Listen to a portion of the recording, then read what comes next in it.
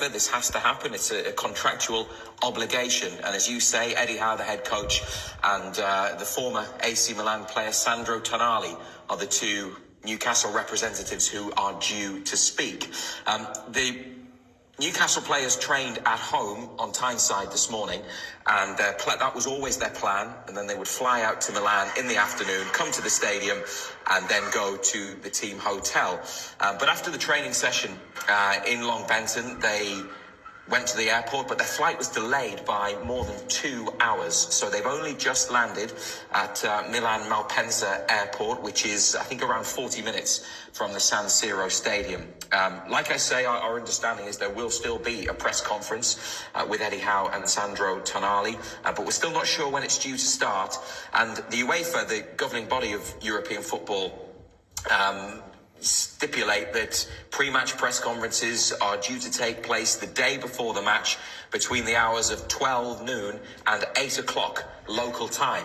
That's the day before the game. So we are now at 10 past 8 Italian time, and Newcastle haven't yet arrived at the San Siro. So it'll be interesting to see whether or not there are any sanctions on them for missing the timings of the press conference. But I think what we'll get asked of Eddie Howe is, should they have come to Milan this morning? Should they have travelled yesterday to have more time in the city and more time at the stadium? Should they have decided to train here rather than at home? He will probably give his reasons why they wanted to do things the way they did. They're not in control of the delay with the flight, which is really what has caused this issue. But that's something that'll be discussed. Yeah. Just a quick question. I take it they must have just gotten a domestic flight, did they? No, it's I believe it's a private plane, the one that they would use. Do you know what the issue was then for it to be the 2 hours delay? That's what I was thinking. We're not sure. Why did they not? Yeah, we're trying to control or anything, couldn't it?